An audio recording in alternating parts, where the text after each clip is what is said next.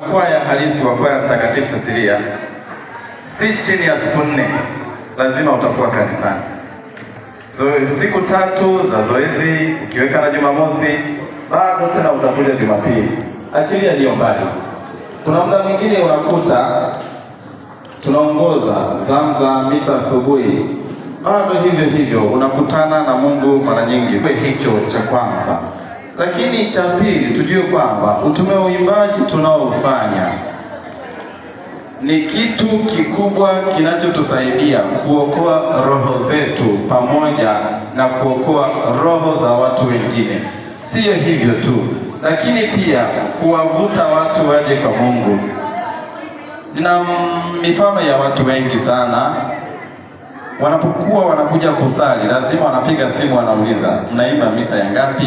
Kwa kinachowavutia ni ule uimbaji wetu, sijui uchangamfu wetu, pamoja na mengi mazuri. Tutambue kabisa utume wa uimbaji tunaofanya malengo yake ni makubwa sana, na Mwenyezi Mungu ametupa ile jukumu kubwa zaidi. Lakini nyingine tutambue kwamba utume wa uimbaji huu tunaofanya ni watu pekee ambao tunamtangaza Mungu kwa sauti kubwa zaidi. Yaani sauti, muda mwingine ukiimba pale kuna watu wanasema nimeimba mpaka nimeliwa njaa. Ni kwa sababu ya sauti pamoja na nguvu ambayo mtu alikuwa anaitumia kwa ajili ya kumsifu Mungu. Kadhalika pia tutambue kuwa sisi kama wanakwaya tunapofanya utume wa uimbaji tunachukua nafasi ya pili katika maadhimisho yote yale ya kiliturujia. Yaani hata awe papa akitoka nafasi yake ya kwanza kusimama altareni, nafasi ya pili inayofuata ni ya wanakwaya. Kwa hiyo sisi ni viongozi wakubwa sana ndani ya Kanisa Katoliki kupitia huu utume wetu wa uimbaji. Kwa hiyo tunapokuwa tunaimba tutambue sisi ni nafasi ya pili, na watu wengi wanajifunza mengi mazuri kupitia kwetu. Lakini cha tatu, tutambue kwamba sisi tunapofanya utume wa uimbaji kama wanakwaya tunakuwa mfano ulio bora wa kuwafanya watu wengi wamjue Mungu na wampende Mungu. Tujaribu tu kufikiria, ingekuwa kwamba kanisani watu wanasikia mahubiri, ukishasikiza mahubiri, sadaka mnatoa kimya, ndio mnatoa kimya, lakini jinsi tunavyoimba tunawaburudisha watu na kuwafanya watu, tunawavuta watu wanakuja sana kwa Mungu.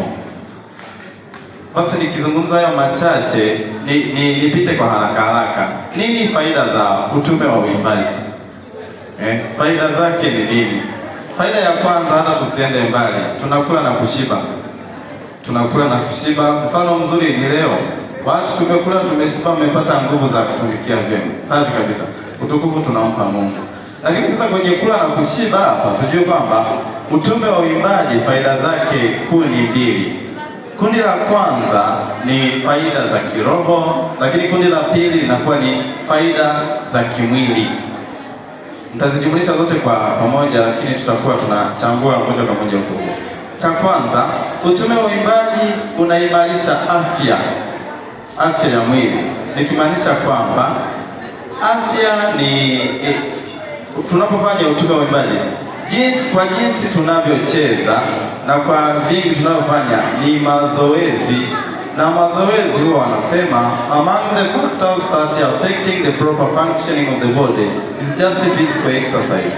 And the physical exercise influences the proper functioning of the body by maintaining the good metabolic activities, so that all activities taking place within the cell in the body can take place in a good way.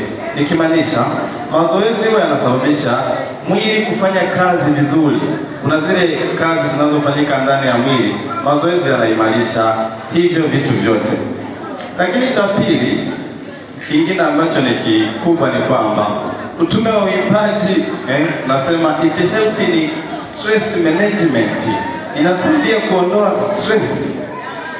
Muda mwingine unaweza kabisa kwamba hapa siko vizuri, unaamua ngoja niende zoezi huku, na mimi nikikutana na Mungu nikaimba nikakaa vizuri, basi stress nitapunguza. Kwa hiyo kupitia utume wa uimbaji stress zinapungua, kupunguza stress, hali ya akili inakaa sawa.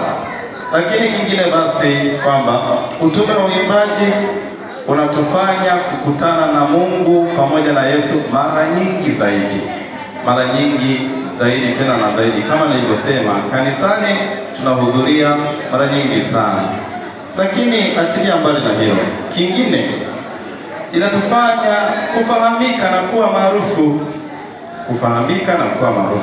hasa kwa jinsi tunavyofanya kwa ustadi pamoja na kwa wema zaidi.